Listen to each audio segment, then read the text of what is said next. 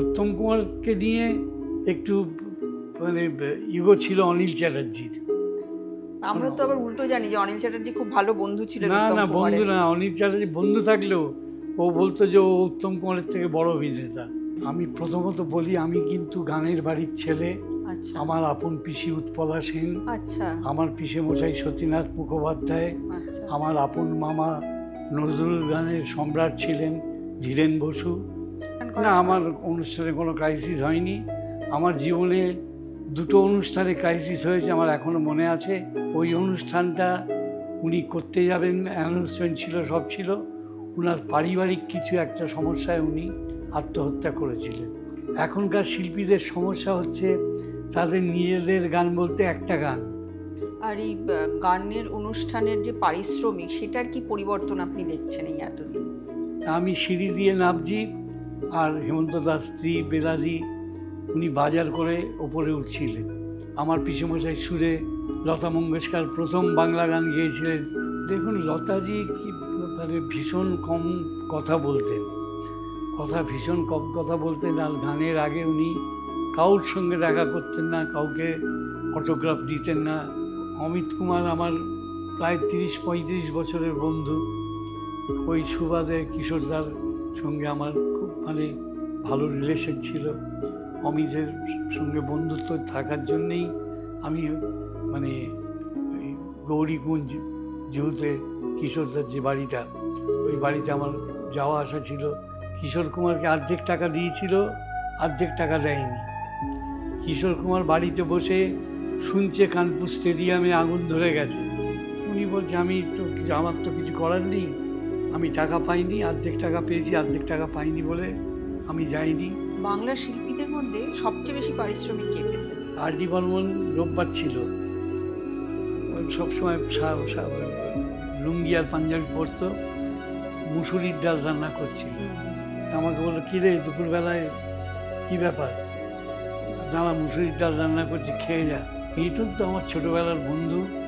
যখন থেকে মৃগয়া করে তখন ওর বিরাট প্রেমিকা ছিল, ওর বিয়ে হওয়ার কনফার্ম ছিল মমতা শঙ্করের সঙ্গে। কিশোর কুমার মারা যাওয়ার পর অমিত কুমারের যে কেরিয়ারটা একদম উঠলো না। আর এটা যেমন ধরুন শানু বা অভিজিৎ এসে সেইটা হলো। দেখুন, আমি বলি,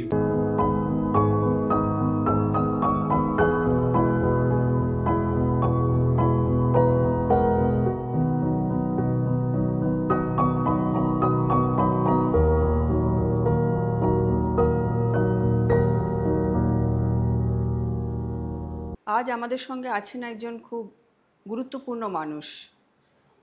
তার নাম আপনারা অনেকেই শুনেছেন, অনেকেই দেখেছেন খবরের কাগজে তার নাম, হয়তো অনেকে তাকে চেনেনও। নামটা তো অনেকেই জানেন, তিনি শ্রী তোচন ঘোষ। এখনকার শব্দে বা ভাষায় তিনি যে কাজটা করেছেন আজীবন, তাকে বলা হয় ইভেন্ট ম্যানেজমেন্ট, হয়তো তার চেয়েও খানিকটা বেশি। তোচনবাবু, অনেক অনেক ধন্যবাদ আমাদের চ্যানেলে আসার জন্য আপনাকে।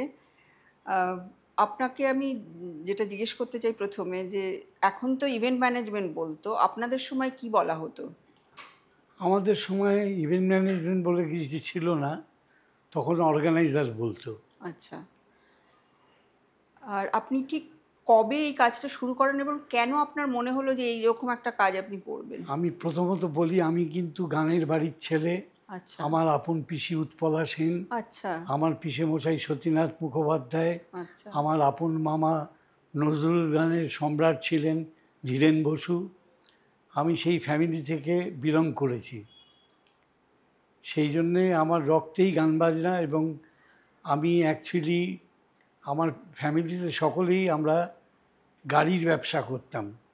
সেখান থেকে আমার বড় ভাইয়ের বন্ধু ছিল প্রখ্যাত সাংবাদিক এবং ডিরেক্টর অজয় বিশ্বাস, যিনি প্রথম জীবনে রাখিকে বিয়ে করেছিল, আচ্ছা পরে প্রদীপ কুমারের মেয়ে বীণাকে বিয়ে করে।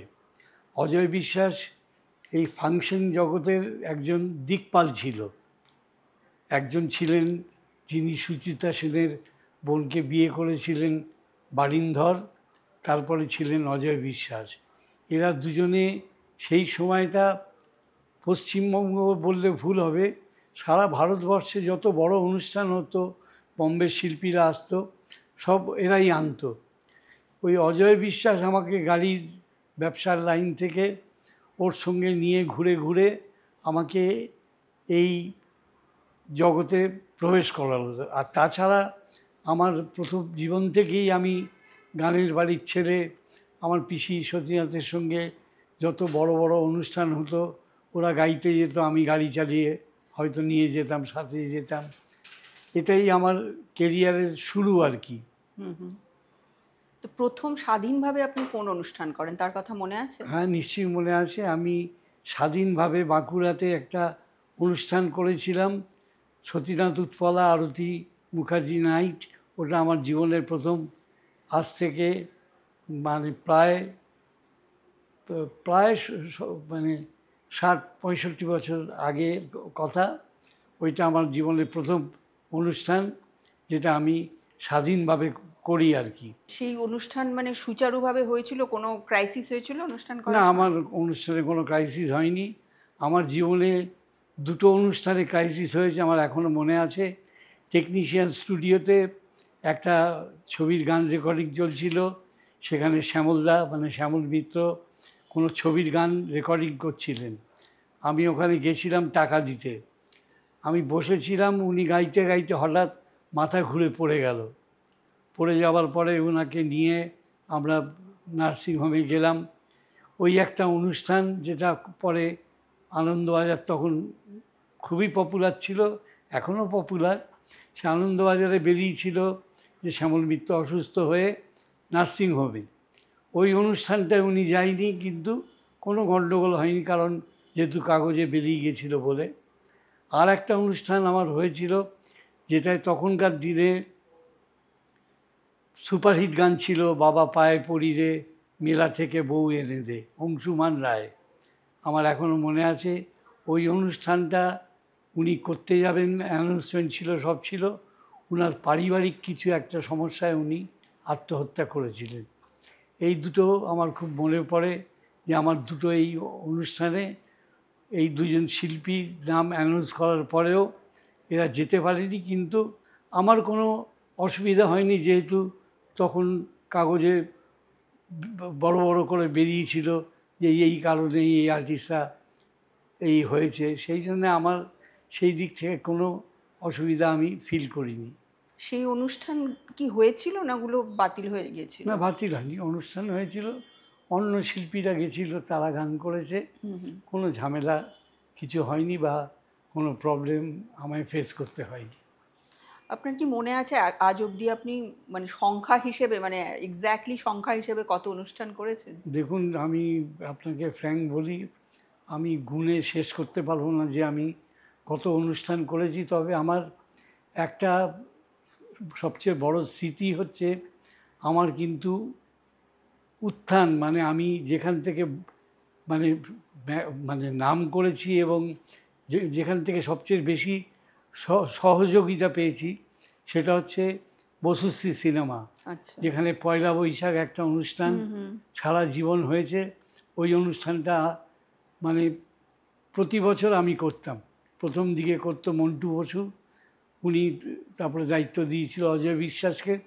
অজয় বিশ্বাসের পর ওই অনুষ্ঠান আমি করতাম, এবং লাস্ট ইয়ারেই আমি অনুষ্ঠানটা করতে পারিনি, কারণ দমকলের একটা পারমিশন লাগে, সেই পারমিশনটা সিনেমা হলের ছিল না, যার জন্য এই লাস্ট ইয়ারেই অনুষ্ঠানটা আমি করতে পারিনি। তাছাড়া আমি প্রতি বছর পয়লা বৈশাখ, বসুশ্রীর পয়লা বৈশাখ মানে একটা বিখ্যাত অনুষ্ঠান, এবং ওখানে কে গান করেনি এরম আমার মনে পড়ে না যে কোনো আর্টিস্টের নাম বলবো।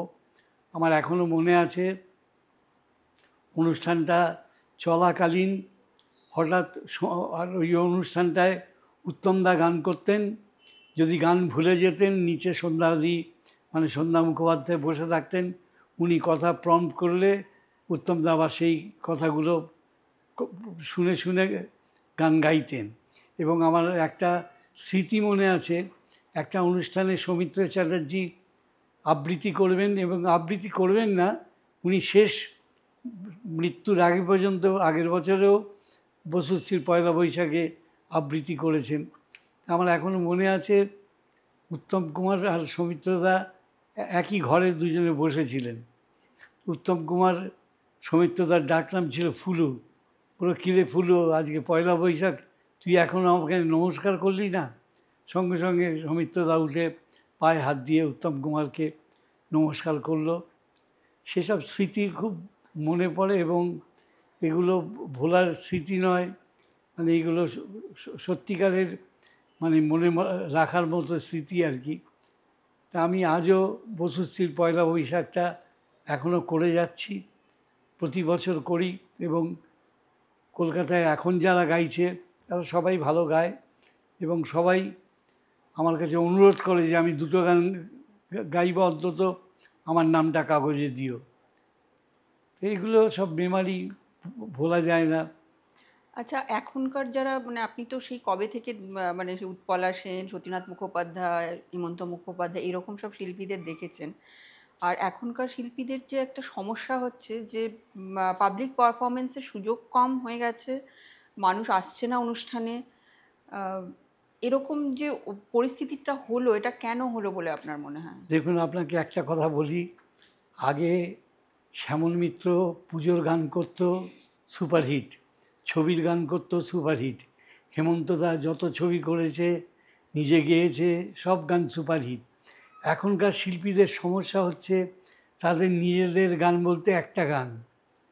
আপনি কাউকে নিয়ে যান, সে একটা গান হয়তো দুবার রিপিট করবে কি তিনবার রিপিট করে গাইবে। বাকি গানটাকে সেই মান্না দে, নয় হেমন্ত মুখোপাধ্যায়, নয় শ্যামল মিত্র, এদের গানই গাইতে হবে। সেই জন্যে এখনকার শিল্পীদের সেই সুযোগটা নেই এবং বাংলা ছবির গান এখন চলে না বলতেই আমি মনে করি। সেরকম সঙ্গীত পরিচালকও নেই। নচিকেতা ঘোষ, সুধীন দাশগুপ্ত, যারা সব ভালো ভালো ছবি করেছেন এবং সব ছবির গানই সুপারহিট হয়েছে। তা এখন সেরকম মিউজিক ডিরেক্টরও নেই যে যাদের গান। ইদানিংকালে আমার ছোট ভাই, আমার বন্ধুর মতো, আমার পারিবারিক জিৎ গাঙ্গুলি, ও অনেক গান হিট দিয়েছে এবং বাংলা ছবির মোড় ঘুরিয়ে দিয়েছিল কিছুদিন বাংলা ছবিতে মিউজিক করে। আর আপনার ধরুন আগের যে প্রোগ্রামগুলো, সেখানে কি এরকম হতো যে যেমন আপনি বললেন বারিন্ধর ছিলেন বা অজয় বিশ্বাস, আপনি আরও দু একজন হয়তো আপনার সমসাময়িক যারা কোনো মানে এই মানে বিশেষ কোনো আর্টিস্ট, মানে আপনার অনুষ্ঠানে শুধু তারাই যাবেন বা অন্য কারোর অনুষ্ঠানে যাবেন না, এরকম কিছু হতো না? সবার অনুষ্ঠানে সবাই যেতেন? না না, সবাই ফ্রিল্যান্সার এখনও আছে, তখনও ছিল। সবাই অনুষ্ঠানে সবাই যেত, সবাই প্রফেশনাল ছিল, টাকা পেলে সঙ্গে সঙ্গে অ্যাকসেপ্ট করতো এবং যেত, গানও গাইতো। সেরকম কিছু ছিল না যে আমি এর অনুষ্ঠান করব, ওরটা করব না। সেটা তখনও ছিল না, এখনও নেই। আর এই গানের অনুষ্ঠানের যে পারিশ্রমিক, সেটার কি পরিবর্তন আপনি দেখছেন এই এতদিন?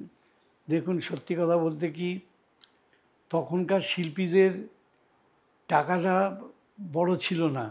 আমার এখনও মনে আছে, আমি একটা অনুষ্ঠান করব, হেমন্তদা মেনকা সিনেমার পাশে থাকতেন। আমি ওপরে উঠে ওই ফাংশনের কথা বলতে বলতে হেমন্তদা আমায় হট করে বললেন যে, তোচন, এবারে কিন্তু আমাকে কম টাকা দিও না, এই ফাংশনটায় আমায় কিন্তু টাকা একটু বেশি দিতে হবে। তা আমার মনটা একটু খারাপ হয়ে গেল যে হেমন্তদা এরকমভাবে বললেন। তা আমি সিঁড়ি দিয়ে নামছি, আর হেমন্তদার স্ত্রী বেলাজি, উনি বাজার করে ওপরে উঠছিলেন। উনি আমায় দেখে বললো, কী রে, তোর মুখটা এরকম কীরকম লাগছে, কী হয়েছে? না না, আমায় হেমন্তদা এরকমভাবে বললেন, আমার একটু শুনতে খারাপ লাগলো, চল আমার সঙ্গে ওপরে। আমায় ওপরে নিয়ে গিয়ে হেমন্তদাকে বললেন, তুমি কি বলেছ তোচনকে? তো বেলাদি বললো, হেমন্তদা বলল, আমি কিছু বলিনি তো, আমি বললাম যে এবারে এই অনুষ্ঠানটাতে আমায় পারিশ্রমিকটা একটু বেশি দিতে হবে। না, তুমি তোচনকে এরকমভাবে বলা তোমার। তো হেমন্তদা বললো, আমি তো কিছু তখনকার মানুষের মধ্যে একটা অন্য ব্যাপার ছিল। তখনকার আমার এখনও মনে আছে, রাঁচিতে একটা অনুষ্ঠান হয়েছিল, অজয় বিশ্বাস অনুষ্ঠানটা করেছিল। সেখানে মোহাম্মদ রফি নাইট ছিল। মোহাম্মদ, তখন প্লেনে আপনার ওই আই কার্ড দেখানো বা এসব দেখিয়ে নাম দেখে তারপর উঠতে সেরকম ছিল না। যে যার টিকিটে যে কেউ চলে যেত। আমার মনে আছে ছবি মানে শোটা খুব সাকসেস হওয়াতে অজয় বিশ্বাস সেদিন ওখানে থেকে গেল। আমি ওর টিকিটে উঠে পড়লাম প্লেনে রফি সাহেবের সঙ্গে। তখন রফি সাহেবের শালা ছিল ওনার সেক্রেটারি জাহির বলে। তা আমরা একসঙ্গে যখন এয়ারপোর্ট নামলাম তখন রফি সাহেব আমাকে জিজ্ঞেস করলো, কালকে যে রাত্রিবেলা এত খাটাখাটনি করেছো, কোনো কিছু পেয়েছো, কোনো টাকা পয়সা? না না, আমি কিছু পাইনি। তখনকার দিনে উনি আমাকে 5,000 টাকা দিলেন। ওর সেক্রেটারি জাহিরকে বললেন, ওই সেক্রেটারি ছিল ওর আপন শালা, তাকে বললেন তোজনকে 5,000 টাকা দিয়ে দাও, ও কালকে এত খেটেছে, ও কিছু পায়নি। তো তখনকার দিনের এইসব ইতিহাস ছিল, এগুলো তো বলতে গেলে মানে অনেক দিন কেটে যাবে। এরম আমার এখনও মনে আছে, আমি মেহবুব স্টুডিওতে, এখন হয়তো আমার বম্বেতে বাড়ি আছে, গাড়ি আছে, সব আছে, অফিস আছে, তখন ছিল না। আমি একটা অটো রিক্সা ধরে বাপি লাহিড়িকে কন্ট্যাক্ট করতে যাব মেহবুব স্টুডিওতে। আমি বাপি লাহিড়ির কাছে যাব বলে আমি মেহবুব স্টুডিওতে ঢুকেছি। রফি সাহেব দেখলাম সিঁড়ি দিয়ে, কাঠের সিঁড়ি দিয়ে উঠছেন। লাস্ট সিঁড়ি দিয়ে তাকিয়ে দেখলো যে আমি অটোরিকশা থেকে নামছি। আমি অটোরিকশার ভাড়া দিয়ে যতক্ষণ না আমি সিঁড়ি দিয়ে উঠলাম ততক্ষণ উনি দাঁড়িয়ে রইলেন। তারপর উনি আমায় ভেতরে নিয়ে গিয়ে বললো, আমি বললাম আমি একটু বাপির কাছে এসেছি, আমার একটা অনুষ্ঠান আছে। তার বললো ঠিক আছে, তুমি যার কাছেই আসো, আমি বাপির গান করতে এসেছি, তুমি আমার রেকর্ডিং না শুনে এখান থেকে যাবে না। বলে আমাকে ভেতরে উনি নিয়ে গিয়ে ওখানকার বেয়ারাকে ডাকলো, বললো আমাকে কফি দিতে, কফি খাওয়ালো, খাইয়ে আমাকে বসিয়ে রাখলো যতক্ষণ না ওনার রেকর্ডিং শেষ হলো। আর তখনকার পরিস্থিতিটা একদম অন্যরকম ছিল, আর্টিস্টরাও অন্যরকম ছিল, আর গান বাজনার ব্যাপারটাও আলাদা ছিল। একটা আর্টিস্ট গান করতো, আমার এখনও মনে আছে, আমরা রাসবিহারিতে এখনও দোকানটা আছে মেলোডি, আমরা মেলোডির বাইরে দাঁড়িয়ে থাকতাম, পুজোতে কে কী গান করেছে ওরা বাজাতো সবাই গান, আর বাইরে লোকরা ভিড় করে দাঁড়িয়ে থাকতো যে পুজোতে কার কী গান বেরিয়েছে, কোন গান হিট। আর তখন তো অল ইন্ডিয়া রেডিওতে অনুরোধের আসর হতো দুপুরবেলা 1:30টার সময়। আমরা খুলে বসে থাকতাম যে কার গান এবারে পুজোতে হিট করবে। তো এইসব শুনে বড় হয়েছি, এসব স্মৃতি, এত স্মৃতি আছে যা বলে বোঝানো যাবে না। না এখন ধরুন যে এই যে রেকর্ড, ক্যাসেট, সিডি সবই তো উঠে গেল, এমনকি সেই সব দোকানগুলো আর নেই, মানে রেকর্ডের দোকান বা সিডির দোকান আর নেই। রেডিওতেও আর এখন তেমন করে বাংলা গান হয় না। তো এই সব কারণেই কি বাংলা গানের শিল্পীদের এখন এতটাই মানে মানে পারফরমেন্সের একটা ক্রাইসিস দেখা যাচ্ছে? ক্রাইসিস মানে কি আপনাকে বলি, এখন সবাই নিজের ইউটিউব করেছে, নিজের রেকর্ডিং নিজে খরচা করে করে ইউটিউবে সেই গানটা ছাড়ে। যদি কারোর ভাল লাগে তারা শোনে, শুনতে শুনতে গানটা একটু পপুলার হয়। এখন তো আর সেই রেকর্ড বা ক্যাসেট, সিডি কিছুই নেই, এবং আমার মনে হয় সেসব দোকানগুলো এখন অন্য ইয়েতে চলে গেছে। একটা কথা যেটা আমার জানতে ইচ্ছে করে, আগে যখন ওই যে পুজোর গান বেরোচ্ছে বা অন্য কোনো আধুনিক গানের রেকর্ড হচ্ছে, এই গানগুলো কি আগে থেকে কোম্পানি প্রডিউস করতো, নাকি শিল্পী এবং সুরকারের মধ্যে আগে জিনিসটা তৈরি হয়ে যেত যে এই গান হবে, মানে সুরকার তৈরি করলেন, শিল্পীকে দিলেন, সেই বোঝাপড়াটা হলো, তারপরে রেকর্ড কোম্পানিকে অ্যাপ্রোচ করা হতো? কিভাবে হতো এইগুলো? না, আগে আগে গান হয়ে যেত। রেকর্ড কোম্পানি বলতে তখন তো সত্যি কথা বলতে একমাত্র এইচএমভি ছিল। এইচএমভির পরে যদি কিশোর কুমার গেয়েছে, রফি সাহেব গেয়েছে, মেগাফোন, কমল ঘোষ যার মালিক ছিলেন, ওই মেগাফোন রেকর্ডে আমার মনে আছে আমার পিসেমশাই সুরে মোহাম্মদ রফি গিয়েছিলেন, পাখিটার বুকে তীর মেরো না, তোমার নীল দোপাটি চোখ সেদ্ধ পাটি হাসি। তারপরে আমার পিসেমশাই সুরে লতা মঙ্গেশকর প্রথম বাংলা গান গেয়েছিলেন, আকাশ প্রদীপ জলে দূরের তারার পানে চেয়ে। এগুলো মনে পড়ে। মানবেন্দ্র মুখোপাধ্যায় গেয়েছিলেন, তুমি ফিরায় দিয়েছো বলে ফিরে চলে যাই। তখন গান তৈরি করার পর একমাত্র ছিল রেকর্ড HMV ওরাই রিলিজ করতো। HMVর পর মেগাফোন রেকর্ড কোম্পানি কিছু কিছু যারা বেগম আক্তারের গান করেছিল, যারা বিশ্বদেব চট্টোপাধ্যায়ের গান বার করেছিল, তারা পরবর্তীকালে কিশোর কুমারের, আমার এখনও মনে আছে 20খানা রবীন্দ্রসঙ্গীত কিশোর কিশোর কুমারকে শেখাতেন হেমন্তদা। হেমন্তদা অসুস্থ হয়ে গেলেন। হেমন্তদার বন্ধু ছিলেন সমরেশ রায়। উনি কিশোর কুমারকে গিয়ে, বম্বেতে কিশোর কুমারের বাড়িতে একটা গেস্ট রুম ছিল, সেখানে থাকতেন। আর কিশোর কুমার বেরোবার সময় রবীন্দ্রনাথ ঠাকুরের ছবিতে নমস্কার করে তারপরে রেকর্ডিংয়ে যেতেন। ওই মেগাফোন থেকে কিশোর কুমার 20টা রবীন্দ্রসঙ্গীত গেয়েছিলেন। আমার এখনও মনে আছে, আমি আর কমল ঘোষ মেগাফোনের মালিক, আমরা সুচিত্রা মিত্র আর কণিকা বন্দ্যোপাধ্যায়কে তখন পারমিশন নিতে হতো, শোনাতে গেছিলাম। একখানা গান শুনে ওনারা দুজনে বলেছিল, উনি যা গেয়েছে এই গান আমরা জীবনে কোনো দিন এরম রবীন্দ্রসঙ্গীত আমরা গাইতে পারবো না। তা আমার এখনও মনে আছে ওই মেগাফোন রেকর্ড ওরা 20খানা রবীন্দ্রসঙ্গীত কিশোর কুমারকে দিয়ে বার করেছিলেন। কিন্তু তখন ওই রেমুনার কিভাবে করা হতো? ধরুন সুরকার, তাকেও তো কিছু, তারও তো কিছু পারিশ্রমিক হয়, এগুলো কি রেকর্ড কোম্পানি দিত? রেকর্ড কোম্পানি দিত। আজকাল যেমন হয়, ধরুন শিল্পী সুরকারকে কন্ট্যাক্ট করছেন, তাকে কিছু মানে রেমুনারেট করছেন ডাইরেক্টলি, মানে এখন তো সেভাবে কোনো রেকর্ড এখন এখন কোম্পানি নেই। না না, এখন এখন যারা যে ধরুন খুব রিলেশন আছে, রিলেশনে হয়তো একটু টাকা কম নিল, কিন্তু যে গান করে তাকেই পেমেন্ট করতে হয়। গীতিকারের পয়সাও তাকে দিতে হয়, সুরকারের পয়সাও তাকে দিতে হয়। মানে শিল্পীকে নিজেকেই প্রডিউসারের কাজটা করতে হয়। হ্যাঁ। তারপরে ধরুন ওই গান ইউটিউবে লাগিয়ে যদি পপুলার হতো বা কিছু হতো, তার বিনিময়ে সে হয়তো 4টে ফাংশন করতো, সেই জায়গায় 8টা ফাংশন পেল। ওইটাতে আবার কভার হতো ওর যে কস্টগুলো হলো। কস্টটা। আরও কিছু স্মৃতি শুনবো আপনার কাছ থেকে, এত স্মৃতি আছে, সেটা হয়তো মানে প্রায় টানা 1 বছরের প্রোগ্রাম করলেও বোধহয় সেই স্মৃতি শেষ হবে না। কার সঙ্গে আপনি সবচেয়ে বেশি প্রোগ্রাম করেছেন, কোন আর্টিস্টের সঙ্গে?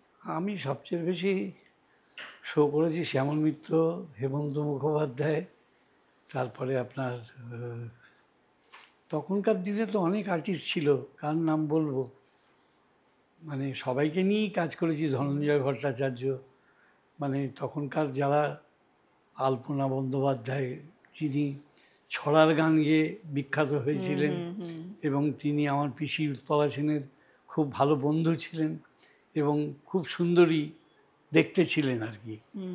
তা এরম অনেক স্মৃতি মনে পড়ে। আর তখনকার গান বাজনার একটা আলাদা ব্যাপার ছিল। আমার এখনও মনে আছে, আমার পিসির পুজোর গান হচ্ছে নচিকেতা ঘোষের সুরে, গান রেকর্ড হচ্ছে ভেতরে। তা আমার পিসেমশাই সতীনাথ মুখোপাধ্যায়, উনি উঠে গিয়ে, ওনার বন্ধু ছিলেন নচিকেতা ঘোষ, বলল, নচি তুই উৎপলাকে এই জায়গাটা এরম করে দে, এরম করে দে। আমার এখনও মনে আছে নচিকেতা ঘোষ আমার পিসেমশাইকে বললেন, শোন সতীনাথ, তোর বউ লতা মঙ্গেশকর না, তোর বউয়ের এতটুক রেঞ্জ, ওই রেঞ্জের মধ্যে আমি গান তৈরি করেছি, আমি যেরকম গাওয়াচ্ছি ঠিক গাওয়াচ্ছি, তুই এর মধ্যে ইন্টারফেয়ার করিস না। এরম বন্ধুত্ব ছিল ওদের। আর বোম্বের কোন কোন আর্টিস্টের সঙ্গে আপনি কাজ করেছেন? বম্বে আমি কিশোরদার সঙ্গে কাজ করেছি, আশাজির সঙ্গে তো লাস্ট 2 বছর আগেও কাজ করেছি। আর কার নাম বলবো, বম্বে জেসুদাস, লতা মঙ্গেশকরের সঙ্গে কাজ করেছেন? লতাজির সঙ্গে 2টো শো করেছি আমি। আচ্ছা, সেটা কি কলকাতায় না? কলকাতা, একটা দুর্গাপুরে করেছিলাম, আর একটা বীরভূমে করেছিলাম। এই যে এত মানে লতা মঙ্গেশকর মানে হচ্ছে দেশের সবচেয়ে মানে সেরা শিল্পী একজন, তো এদেরকে ম্যানেজ করা কতটা শক্ত ছিল? দেখুন, লতাজি কি মানে ভীষণ কম কথা বলতেন, ভীষণ কম কথা বলতেন। আর গানের আগে উনি কারোর সঙ্গে দেখা করতেন না, কাউকে অটোগ্রাফ দিতেন না, গানটাই উনার মাথার মধ্যে থাকতো। এবং অনুষ্ঠান করতে যাওয়ার আগে পর্যন্ত উনি সবসময় গান নিয়ে চিন্তা করতেন। এবং উনি তো অনুষ্ঠানটা যেরকম কলকাতায় সন্ধ্যা মুখোপাধ্যায়, আমার এখনও মনে আছে, যখন কোনো ক্লাসিক্যাল অনুষ্ঠান ধরতেন, তার 1 মাস আগে উনি কোনো বাংলা রেকর্ড, বাংলা ফাংশন, কোনো আধুনিক গানের প্রোগ্রাম করতেন না, যেহেতু ক্লাসিক্যাল প্রোগ্রাম আছে 1 মাস পরে। তো এরকম এইসব আর্টিস্টদের এগুলো ছিল, মানে এগুলোই ছিল ওদের মেন নিয়ে। তা সন্ধ্যাদিকেও ঠিক সেইভাবেই দেখেছি। সন্ধ্যাদিও খুব কম অনুষ্ঠান করতেন, রাজি হতেন না অনুষ্ঠান করতে। এরা তো লেজেন্ডস, কিংবদন্তি শিল্পী। কোনো ট্যান্ট্রামস ছিল কারোর, নাকি খুব সহজ স্বাভাবিক ছিলেন এরা? না, এ ছিল না, এই তো হেমন্তদা বলুন, সন্ধ্যাদি বলুন, ও লতা একদম। মঙ্গেশকর, আশা ভোসলে, এদের নিয়ে করা কি কঠিন ছিল প্রোগ্রাম? দেখুন, লতা মঙ্গেশকর তো খুব কথা কম বলতেন। আমি আশাজিকে নিয়ে অনেক অনুষ্ঠান করেছি। আশাজি একটু মুডি ছিলেন। উনি মানে ওই একটু বেশি ভিড়ভাট্টা ঘরের মধ্যে হয়ে গেলে রেগে যেতেন। কিন্তু যখন প্রোগ্রাম করতে যেতেন তখন আশাজির স্টাইলটা আবার অন্যরকম ছিল। উনি 2-3টে গান গাইবার পর গিয়ে ভেতরের রুমে গিয়ে শাড়ি চেঞ্জ করে আসতেন। আবার 3-4টে গান গাইবার পর আবার ভেতরে গিয়ে আবার আরেকটা শাড়ি পরে আসতেন। উনি পাবলিক কীভাবে মানে ধরে রাখা যায় সেটা খুব ভালো বুঝতেন আর কি। গানটা তো অসাধারণ গাইতেন, কোনো সন্দেহ নেই তার মধ্যে, কিন্তু উনি একটু ডিফারেন্ট টাইপের ছিলেন আর কি। আর এইগুলো অর্গানাইজ করার পদ্ধতিটা কি? মানে শিল্পীদের বাড়ি বাড়ি গিয়ে তাদেরকে অ্যাপ্রোচ করা, মানে সবাইকে তো ধরুন আপনি পার্সোনালি চিনতেন না, কিভাবে এই পরিচিতিটা ডেভেলপ করতেন? না, আমার পরিচিতিটা হয়েছিল, আমার যেহেতু পিসি উৎপলা সেন ছিল, তার বাড়িতে আড্ডা ছিল। শ্যামল মিত্র, মানবেন্দ্র মুখোপাধ্যায়, হেমন্তদা তো প্রায়ই আসতেন। তো এরকম দেখতাম আর কি। আমার এখনও মনে আছে, শিল্পী সংসদ বলে একটা সংস্থা ছিল, এখনও আছে সেইভাবে হয়তো। তাতে উত্তম কুমার একটা ছবি ডিরেকশন করছিলেন, ওই শিল্পী সংসদ ছবিটা, বনপলাশির পদাবলী। বন পলাশির পদাবলী। আমার মনে আছে আমার পিসি ফোন করলেন যে, উত্তম তুমি ছবি করছো, ডিরেক্টর তুমি, আমার একটা গান থাকবে না? সঙ্গে সঙ্গে আমার পিসেমশাইকে ফোন করে বলল, উৎপলাদি ফোন করেছিল, একটা গান উৎপলাদির রাখতেই হবে বলে একটা গান রাখলো। সেই গানটা সুপারহিট হলো, বহুদিন পরে ভ্রমর এসেছে পদ্মবনে। এরকম সব অনেক স্মৃতি আছে, অনেক কথা মনে পড়ে। আচ্ছা, আপনি সন্ধ্যা মুখোপাধ্যায়ের কথা বলছিলেন। একটা কথা যেটা শোনা যায় যে সন্ধ্যা মুখোপাধ্যায়ের সঙ্গে মানে অনুষ্ঠান করতে গেলে ওনার স্বামী যে শ্যামল গুপ্তের সঙ্গে কথা বলতে হতো, এটা কি ঠিক হ্যাঁ, কথা? একদম একদম একদম। শ্যামল গুপ্ত সব পুরো কন্ট্রোল করতো, এবং সন্ধ্যাদি কোনো ব্যাপারে আজ পর্যন্ত কথা কারোর সঙ্গে বলেননি। যা কিছু করতেন শ্যামল গুপ্তই করতেন, এবং শ্যামল গুপ্ত একটু একটু ট্যারা টাইপের লোক ছিলেন, মানে একটু কন্ট্রোল বেশি করতেন। হ্যাঁ। গীতিকার হিসেবেও খুব ভালো ছিল। উনি অনেক সুপারহিট গান লিখেছেন, ভালো ভালো গান। এমনকি যখন সাংবাদিকরা ইন্টারভিউ নিতে যেতেন, অনেক সময় শ্যামল গুপ্ত নিজেই ইন্টারভিউ দিয়ে দিতেন, মানে সন্ধ্যা মুখোপাধ্যায় অবধি কেউ পৌঁছতে পারতো না, এরকম শুনেছি। না না, সন্ধ্যাদি দিতেন, তবে শ্যামল গুপ্তই বেশি কন্ট্রোল করতো আর কি। আচ্ছা, যেটা আমি জিজ্ঞেস করছিলাম আগেও, যে মানে এই এক তো আপনি বললেন যে আপনার পিসির থ্রু দিয়ে বাংলার যে আর্টিস্ট যারা আছে তাদের সঙ্গে আপনার ধরুন যোগাযোগ ছিল, কিন্তু বোম্বের সঙ্গে যে পরিচিতিটা, সেটা কি করে আপনি তৈরি করলেন? বম্বের যে পরিচিতিটা আমার হয়েছিল, ওই যে বললাম, অজয় বিশ্বাস, আচ্ছা। যিনি সমঝোতা ছবি করেছিলেন, হিন্দিতে সুপারহিট হয়েছিল, যে ছবিতে কিশোর কুমারের গান ছিল, সমঝোতা গামোं से कर लेना। তারপরে বড়ি দূর সে আয়া প্যার কা তোহফা লায়া।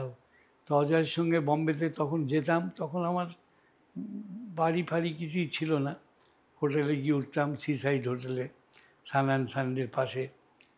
তা ওইখান থেকে আমার তখন বম্বে সবাইয়ের সঙ্গে যোগাযোগ হয়, বম্বের আর্টিস্টদের সঙ্গে আলাপ হয়।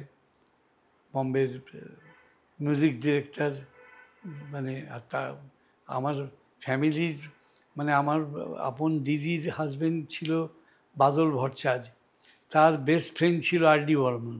আচ্ছা। তা আর.ডি. বর্মনের যদি কোনো, আমি একটা ইউটিউবে দেখবেন, একটা অনুষ্ঠান করেছিলাম, আমার মনে আছে 93 কি 92-তে বসুশ্রীতে। ওখানে মান্না দে গাইছে আর আর.ডি. বর্মন অ্যাঙ্কারিং করছে। হ্যাঁ হ্যাঁ হ্যাঁ, দেখেছি দেখেছি, হ্যাঁ ওইটা একটা অভিনব। হ্যাঁ, ভীষণ মান্না সুন্দর ওটা। মান্না দে মাইক কেড়ে নিচ্ছে আর ডি বর্মন, হুম আর ডি বর্মনের থেকে মাইক কেড়ে নিচ্ছে মান্না দে। হুম, ওটা একটা ইতিহাস হয়ে গেছিল। ভীষণ ওই মজার ওটা। ওটা মানে যারা কেউ দেখেনি আমার মনে হয়, মানে ওটা ইউটিউবে সবাই হ্যাঁ, দেখেছে, ভাইরাল যাকে বলে, তাই। ভাইরাল একদম। আচ্ছা, লতা মঙ্গেশকরের বাড়িতে আপনি প্রথম দিন গেলেন, সেই স্মৃতি মনে আছে? লতা মঙ্গেশকরের বাড়ি মানে আমরা যে থাকতাম জুহুতে, আর উনার বাড়ি ছিল একদম পেডার রোডে, একদম শহরে। লতাজির ঘরের থেকে একটা দরজা যেত, সেই দরজা দিয়ে ঢুকলে আবার আশাজির রুম ছিল। তা লতাজির বাড়িতে আমি অন্তত 7-8 বার গেছি। প্রথম দিনের কথা কিছু মনে আছে, প্রথম দেখা? প্রথম দেখা আমার মানে মনে আছে, যখন লতাজি আমার পিসেমশাই সুরে পুজো আচ্ছা, গান গান, করলেন, হ্যাঁ হ্যাঁ হ্যাঁ। তখন আমার সঙ্গে ওনার খুব ভালো রিলেশন হয়েছিল। এবং সেম জিনিস রফি সাহেবও যখন বাংলা গান করলেন পুজোয় মেগাফোন রেকর্ড থেকে, আমার পিসেমশাই সুরে তোমার নীল দোপাটি চোখ সেদ্ধ পাটি হাসি, তারপরে পাখিটার বুকে তীর বেরো না, এই করে করে বোম্বের লোকদের সঙ্গে আমার আলাপ। আর অমিত কুমার আমার প্রায় 30-35 বছরের বন্ধু। ওই সুবাদে কিশোরদার সঙ্গে আমার খুব মানে ভালো রিলেশন ছিল। অমিতের সঙ্গে বন্ধুত্ব থাকার জন্যেই আমি মানে ওই গৌরীকুঞ্জ জুহুতে কিশোরদার যে বাড়িটা, ওই বাড়িতে আমার যাওয়া আসা ছিল, যেহেতু অমিত আমার খুব ভালো বন্ধু ছিল বলে। এখনও আছে, এখন তো উনি খুব প্রোগ্রাম করছেন। এখন খুব প্রোগ্রাম করছে। আর কিশোর কুমার সম্পর্কে তো আমরা অনেক মজার মজার গল্প শুনতে পাই, আপনার এরকম কোনো মজার গল্প আছে? দেখুন, মজার গল্প, কিশোরদা কি ছিলেন, কিশোরদার সেক্রেটারি ছিলেন আব্দুল বলে একজন মুসলিম লোক। কিশোরদা যখন কোনো ছবির গান গাইতে যেতেন, মানে বাড়ি থেকে বেরোবার সময় জিজ্ঞেস করতেন আমি প্রথম কোথায় যাচ্ছি, বললো যে কল্যাণী আনন্দজির গান গাইতে। বললো টাকা এসছে? বললো হ্যাঁ, বাড়িতে টাকা এসে গেছে। বললো চলো ওখানে। গেল, ওখানে গিয়ে রেকর্ড করলো, করে ওখান থেকে বেরিয়ে আর ডি বর্মনের ফিল্ম সেন্টারে রেকর্ডিং করতে যাচ্ছে। জিজ্ঞেস করলো টাকা এসছে? বললো হ্যাঁ। বলো চলো ওখানে। তারপরে থার্ড কোনো মিউজিক ডিরেক্টরে গান গাইতে যাবে, বললো টাকা এখন আমরা পাইনি। বললো গাড়ি ঘোরাও সিধে গৌরীকুঞ্জ, একদম বাড়িতে গাড়ি ঢুকিয়ে দাও, আমি আর ওখানে যাচ্ছি না। এরম মজার মানুষ ছিলেন। আর কলকাতার কোনো একটা প্রোগ্রামে, মানে আমি যে কোথাও পড়েছিলাম, আমার মনে নেই কার প্রোগ্রাম জানিও না, মানে একটা বড় আগুন লাগার ঘটনা হয়েছিল, ওটা? একটা প্রোগ্রাম আপনাকে বলি, আমি তখন রানী মুখার্জির বাবা রামকমল, রাম রাম রাম মুখার্জি, হ্যাঁ। রাম মুখার্জি একটা অনুষ্ঠান করেছিল কলকাতা শহরে কোনো লোকের হয়ে। হুম তো তাতে কিশোর কুমারের আসার কথা ছিল। হুম হুম কিশোর কুমার টাকা পায়নি বলে ওই ফাংশনটায় আসেনি। আসেনি বলে রাম মুখার্জি তখন কলকাতা পুলিশের লালবাজারে অ্যারেস্টও হয়েছিল। এই একটা স্মৃতি আমি জানি। আরেকটা স্মৃতি হচ্ছে, বম্বেতে স্বামী স্ত্রী ছিল ডান্সার, হুম হুম তারা কানপুরে একটা অনুষ্ঠান করেছিল। কিশোর কুমারকে অর্ধেক টাকা দিয়েছিল, অর্ধেক টাকা দেয়নি। কিশোর কুমার বাড়িতে বসে শুনছে কানপুর স্টেডিয়ামে আগুন ধরে গেছে। উনি বলছে আমি তো কিছু, আমার তো কিছু করার নেই, আমি টাকা পাইনি, অর্ধেক টাকা পেয়েছি, অর্ধেক টাকা পাইনি বলে আমি যাইনি। কিন্তু উনি বাড়িতে বসে জানতে পাচ্ছেন যে কানপুর স্টেডিয়ামটায় আগুন ধরিয়ে দিয়েছে পাবলিক। এরকম কিশোরদার অনেক স্মৃতি আছে। আচ্ছা, তখনকার দিনের শিল্পীদের মধ্যে কি যেটা রাইভালরি ব্যাপারটা, সেটা ছিল?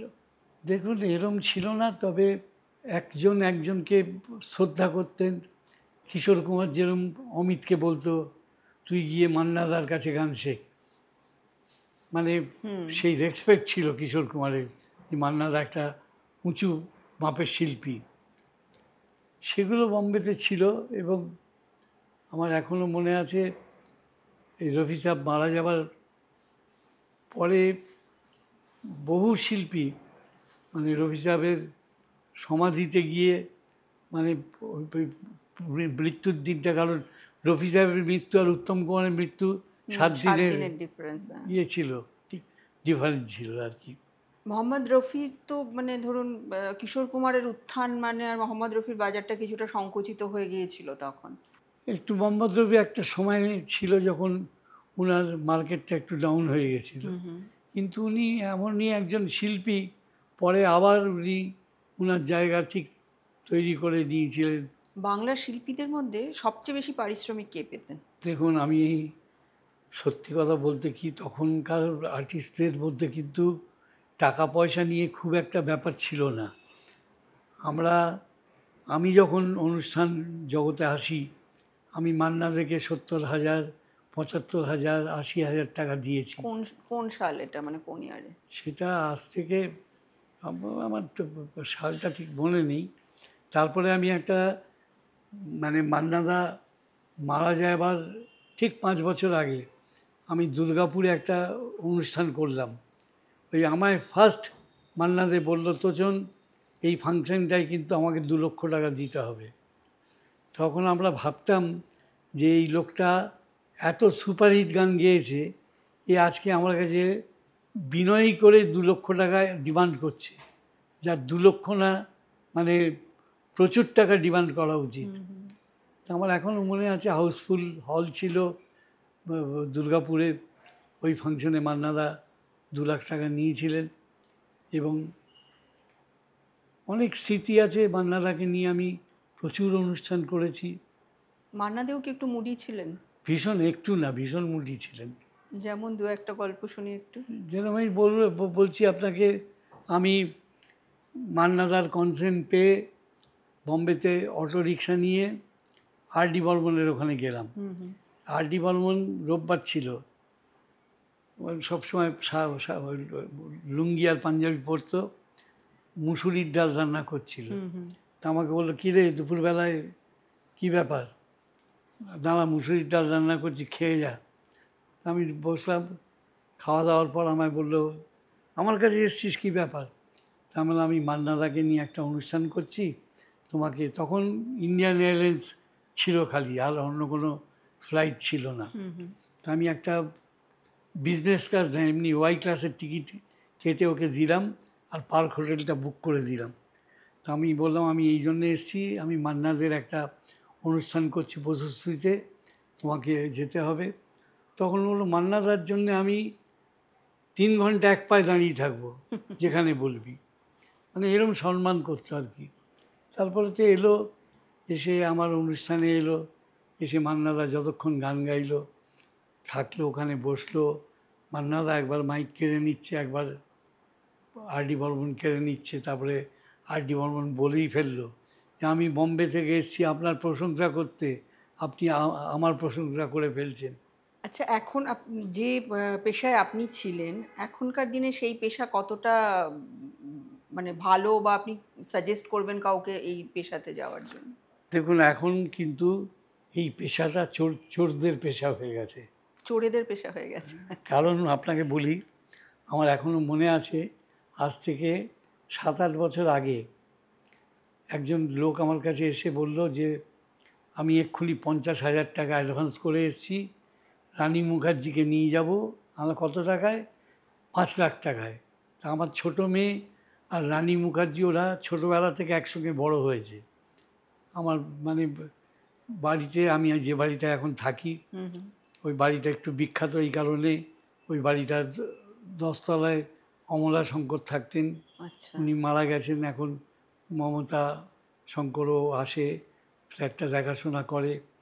আমি যে 3 তলায় থাকি, আমার পাশের ফ্ল্যাটটায় অনুপ ঘোষাল থাকতো, ও রিসেন্টলি মারা গেল। তা ওই বাড়িতে রানী খুব আসতো, আমার ছোটো মেয়ের খুব ভালো বন্ধু ছিল। তা আমাকে একজনের এসে বলল যে, এক্ষুনি রানী মুখার্জিকে নেবো বলে 50,000 টাকা অ্যাডভান্স করে এলাম। আমার কত টাকা চেয়েছে? বললো 5 লাখ টাকায়।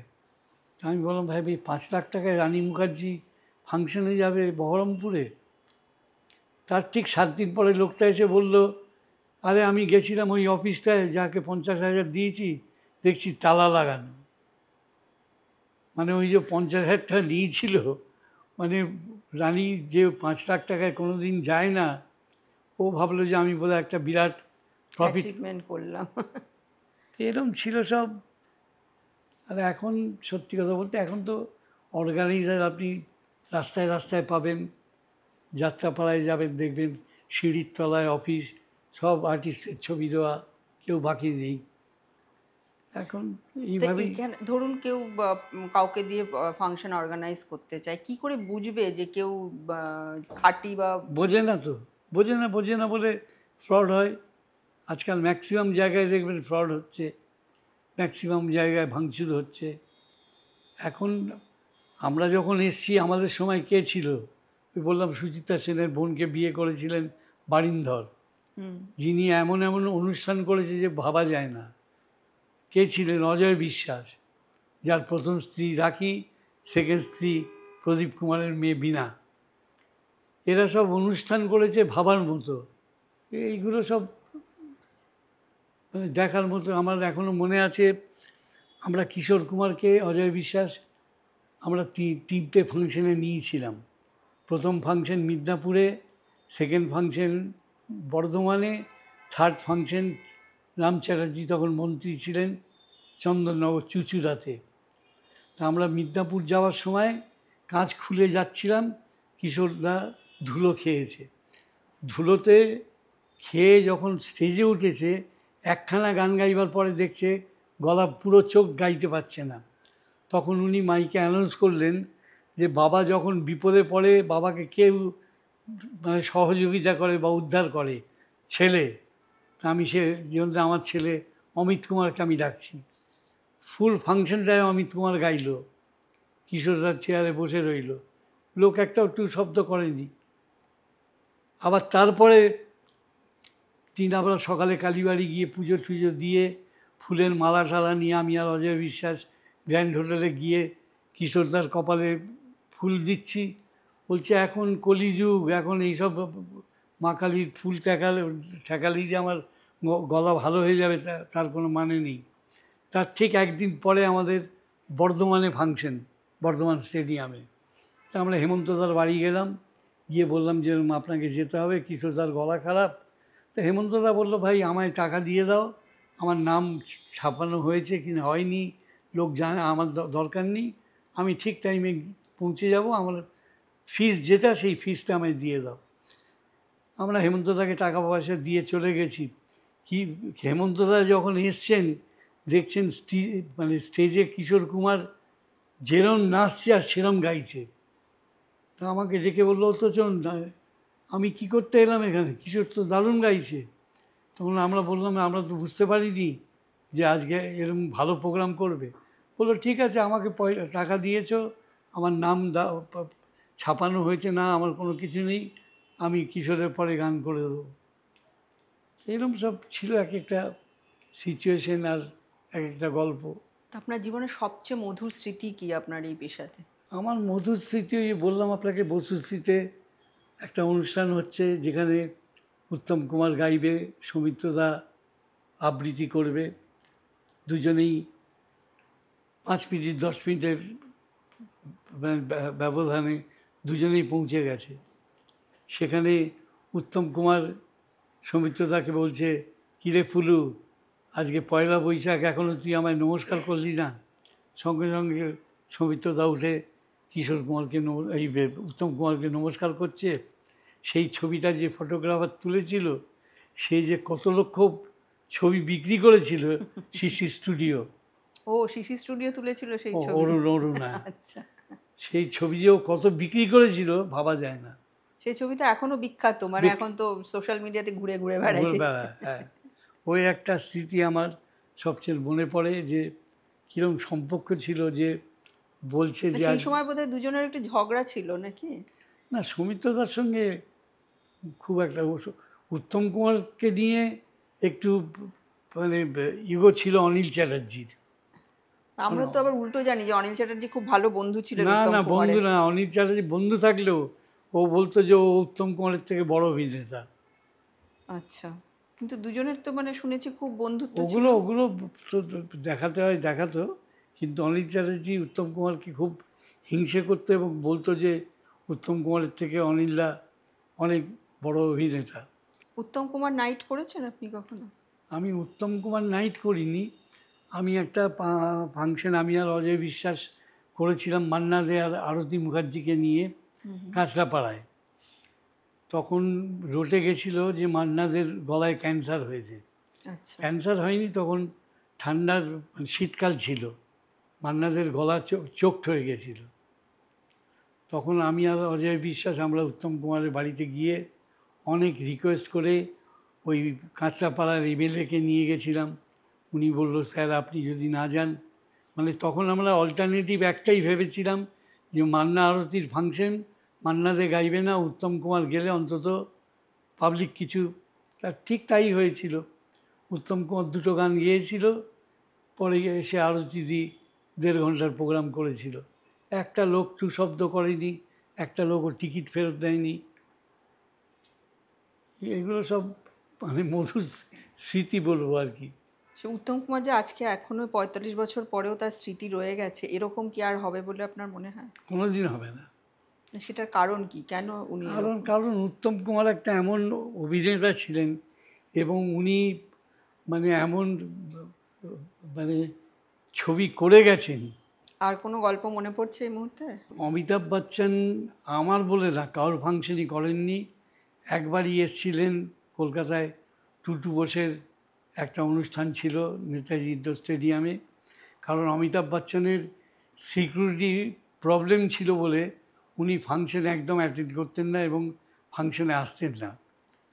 রেখাকে নিয়ে আমি দুটো অনুষ্ঠান করেছিলাম, একটা হায়দ্রাবাদে আর একটা ব্যাঙ্গালোরে। তো তো রেখা তো একটু বুড়ি ছিল এবং ওর কাছে গল্প শুনতাম, ও নাকি 21 রকম মেকআপ নিয়ে জানতো আর কি, আর নিজে করতো। তা এমনি এমনি ভালো ছিল, কিন্তু একটু মুডি ছিল।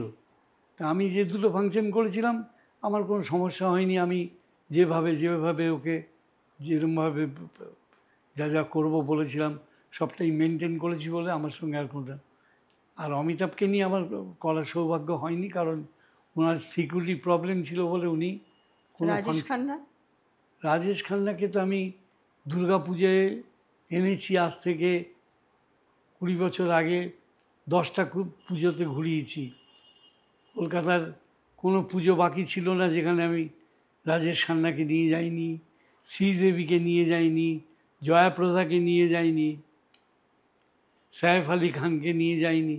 এগুলো আমি সব দুর্গা পুজোতে আনতাম বা কালী পুজোতে আনতাম।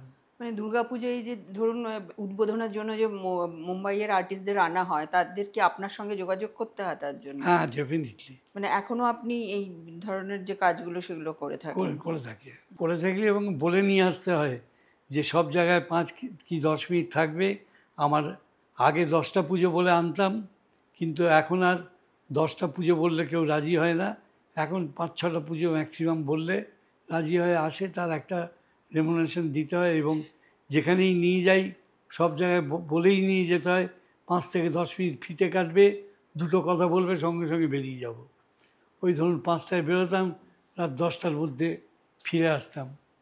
আপনি বললেন 20 বছর আগে রাজেশ খান্না কিনেছিলেন, তখন তো উনি বেশ বয়স হয়ে গেছে ওনার তাহলে।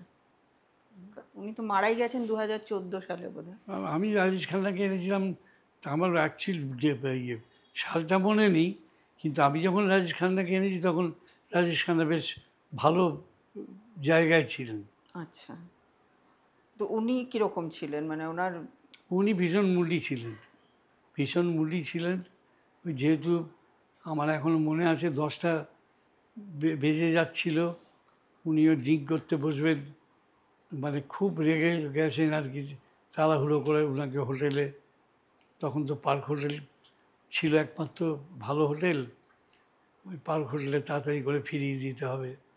আর কোনো মুম্বাইয়ের আর কোনো আর্টিস্টের সঙ্গে কাজ করেছেন আপনি, মানে ওই? শ্রীদেবীকে এনেছি, জয়াপ্রদাকে এনেছি, সাইফ আলী খানকে আর এনেছি। আগেকার দিনে ধরুন ধর্মেন্দ্র, হেমা না, মালিনী। ধর্মেন্দ্রকে আমি আনিনি, আর ধর্মেন্দ্র আসতেও না। আচ্ছা, আমি হেমা মালিনীকে 3-4টে নাচের অনুষ্ঠানে এনেছিলাম। একবার খালি বলেছিলাম যে তুমি একটু ধর্মেন্দ্রকে রিকোয়েস্ট করো যে যা টাকা লাগবে আমি দেবো।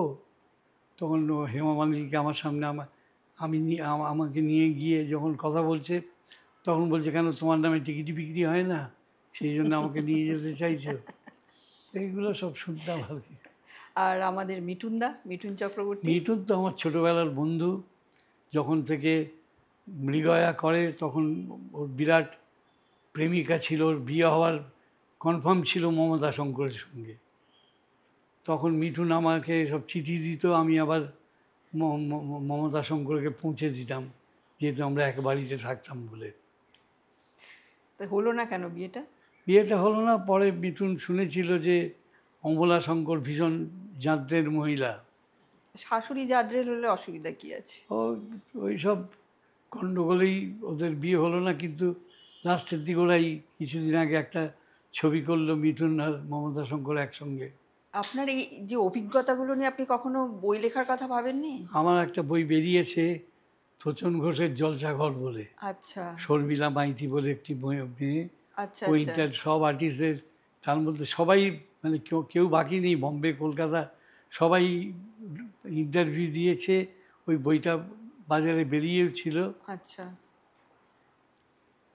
মানে সেখানে আপনার জীবনের কথা, আপনার সব উত্থানের কথা সব সব সব কিছুই আছে। সব কিছু আছে। এবং আমার হয়ে শানু লিখেছে, আমার হয়ে অভিজিৎ লিখেছে, আচ্ছা। আমার হয়ে জয়াপ্রদা লিখেছে, কলকাতার হৈমন্তী শুক্লা লিখেছে।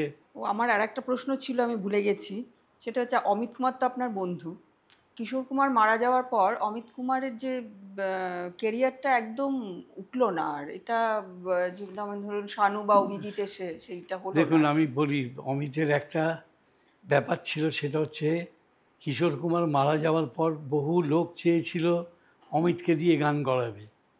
ওকে ফোন করলে ও দুপুরবেলা ঘুমোতো, আর কাজের লোককে দিয়ে বলিয়ে দিত যে বাড়িতে নেই, বেরিয়ে গেছে।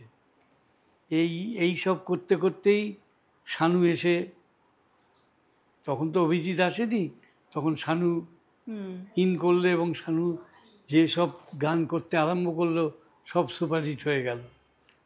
তখন নাদিম সাওয়ান 1 নম্বর মিউজিক ডিরেক্টর, ওরা তখন শানুকে দিয়ে সব ছবিতে গাওয়াচ্ছে। অভিজিৎ তো অনেক পরে এলো। অনেক অনেক ধন্যবাদ, আপনি আজকে এসেছেন, আমাদের কত ভালো ভালো গল্প শোনালেন, যেগুলো আমাদের জানা নেই। আমাদের জেনে এত ভালো লাগলো, এত আনন্দ হলো, ভীষণ ভীষণ ভালো লাগছে আপনাকে পেয়ে আমাদের অনুষ্ঠানে। অনেক ধন্যবাদ তোচনদা, অনেক ধন্যবাদ, এত গল্প শুনলাম। আর আপনার যে স্মৃতি এই গাছের মতোই অক্ষয়, আমাদের কাছে সেটা খুবই প্রিয়। এই ছোট্ট গাছটা আমাদের তরফ থেকে আপনার জন্য। আপনাদের সকলের কাছে আমাদের অনুরোধ রইল যে আমাদের চ্যানেলটা সাবস্ক্রাইব করবেন, বেল আইকনটা প্রেস করতে ভুলবেন না, আপনাদের কাছে নোটিফিকেশন চলে যাবে। আর আমাদের ফেসবুক পেজ এবং ইনস্টাগ্রাম পেজটা ফলো করবেন। আর আপনাদের মূল্যবান মতামত রেখে যাবেন কমেন্ট সেকশনে। ফিডব্যাক নিয়ে আমরা আমাদের কাজটাকে আরও ভালো করার চেষ্টা করব। নমস্কার।